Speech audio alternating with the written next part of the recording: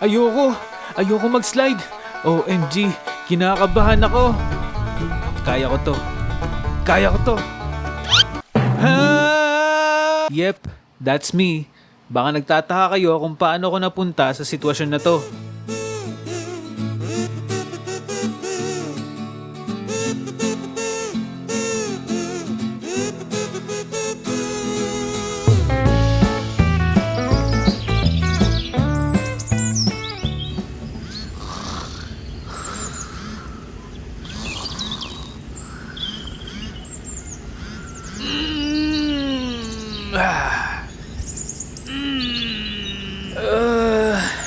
Hello?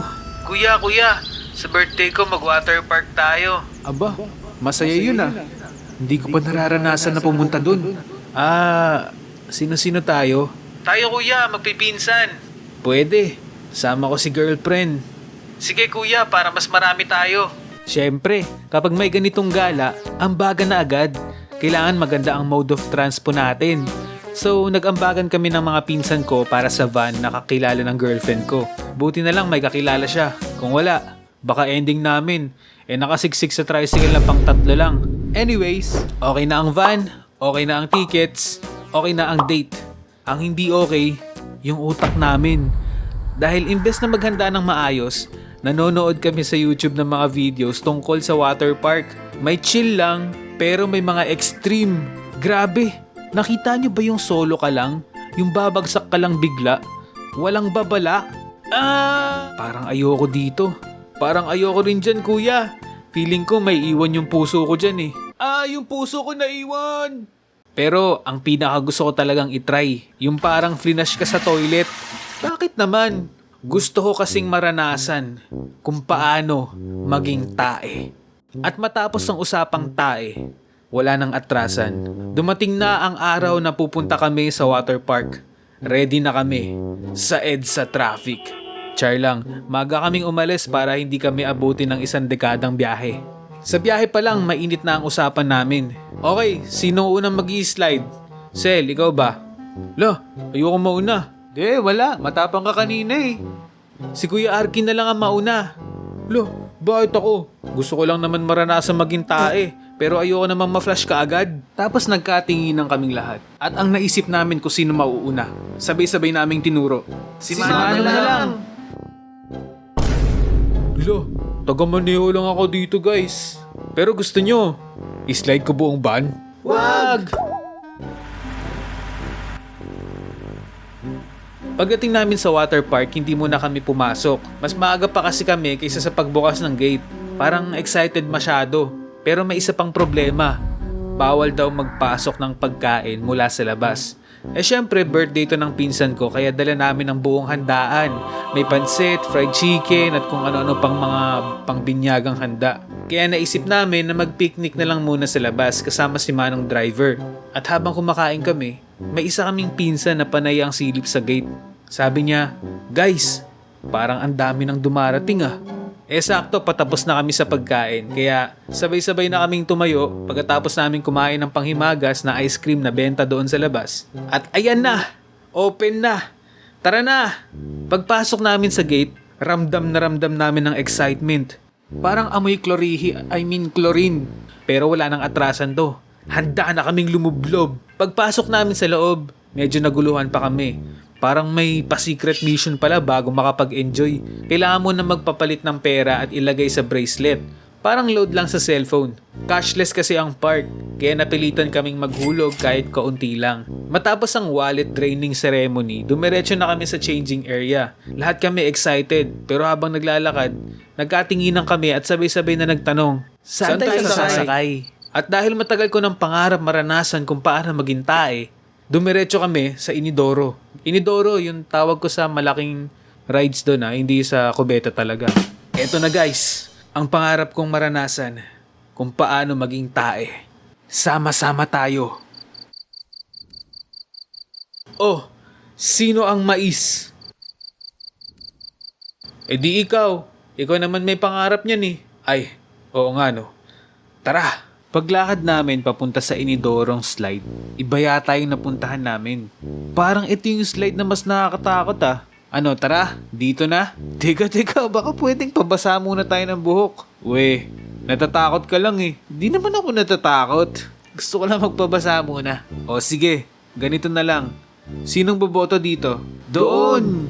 Sige na nga, pagpunta namin doon sa river, nakalagay, exit only. Oh, exit only oh. Tara, dito na tayo. Sir, pwede po dito pumasok. Kuya, pwede daw. Oh, pwede dyan? Oo, pwede daw. Ay, pwede. Kaya ang una naming napuntahan ay ang river flows in you.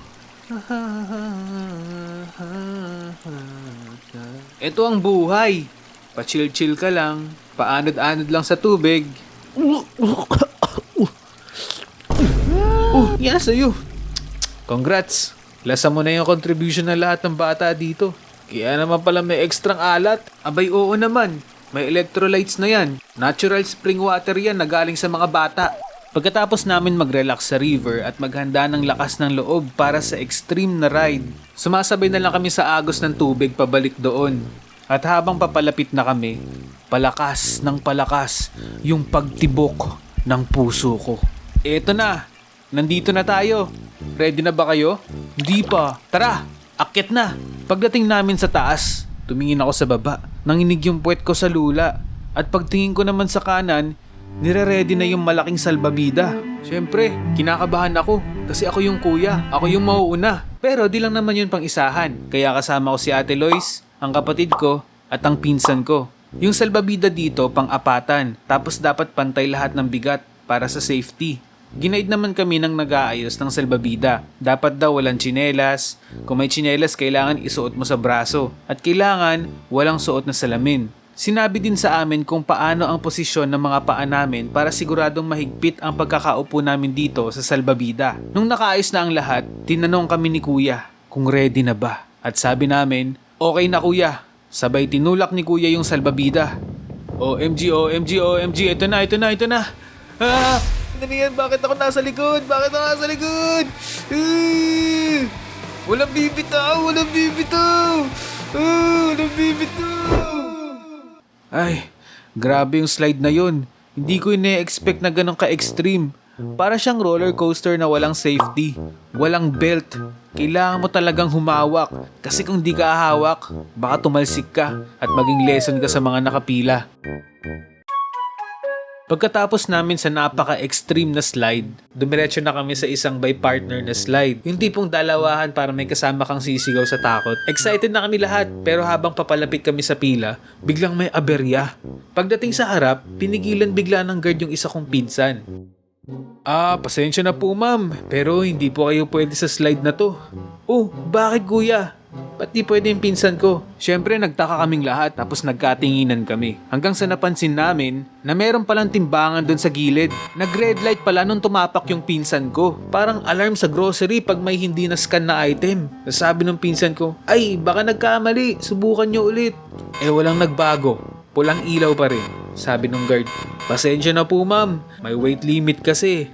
Sabi ko, ha? Weight limit? Parang body shaming yan ah. Ay hindi po, safety lang para sa slide. Sir, malakas naman ang loob niya eh. Kaya niya yan. Baka naman lobat lang to. Uy, pinsan, try mo nga mag-blaze, baka mag-green. Wala talaga. So ako na lang talaga ang pinili ng gravity ngayon no. Tapos napatingin kami sa guard, nag-aabang ng milagro. Pero wala talaga. Argin, wag mo nang ipilit. Baka kasi mapano pa kayo. Mapano pa ang pinsan mo.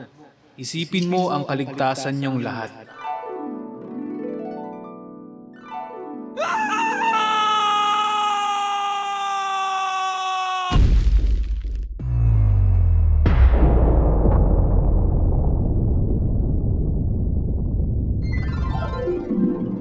Di pala pwede sir. Tama sir. Safety first. Tama ka dyan. So tuloy ba tayo? Baka may ibang ride naman dito kuya. Hindi, sige. Kayo na lang. Enjoy, tuloy nyo yan. Sige, tutuloy na kami dito. Diyan ka na lang muna. Ayos lang yan, naalagaan namin ang legacy mo pinsan. Hanggang sa huling sigaw.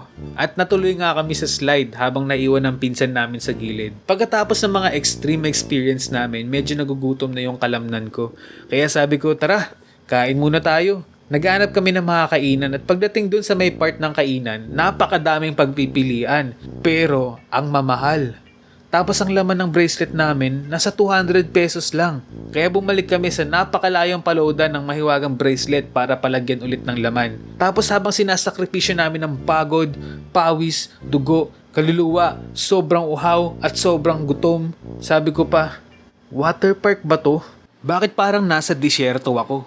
Buti na lang madami din kami. Merong isang pipila, merong isang maglo-load, tulong-tulong din. Hanggang sa nakabili na kami ng pagkain namin na mas mahal pa sa tuition ng pinsan ko. Habang kumakain kami, meron pang mga nag-aaway na inchik sa harap namin. Uy, chismis.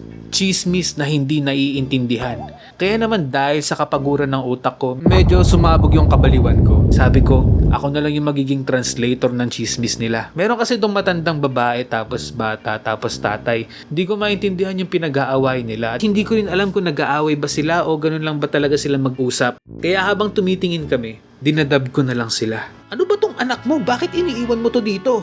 Nagsiswimming lang ako eh. Di ba ikaw ang lola? Dapat ang lola nagbabantay lang ng anak, di ba? Oo nga po lola, tama si papa. O kita mo, sabi ko sa'yo eh. Ang galing mo talaga anak. Anak ka pa, di mo naman kayang bantayan. Bantayan mo muna anak mo dito. Oo, teka, anong gagawin mo? Nagdala ako ng tupis ko. Ako naman ang magsaswimming no? Aba, may dala pa siyang tupis. Oo papa, nakuha niya yan sa add to cart mo. Ha? Ayos yung dam mo kuya ha, para ako nanonood ng K-drama. Teka, tignan mo, may sasabihin pa siya. Bakit? Bakit yung pinapakialaman yung add to cart ko? At sa pagpapatuloy ng aming madulas na misyon sa water park, huwag kayong mag-alala. Mas madami pa kaming slides na sinakyan. Abangan ang mga mas matarik, mas mabilis, at mas basang adventures. Malamang basa yung tubig. Sa part 2. Sa ngayon, follow nyo muna yung social media ko. Eto. Yun lang. Bye!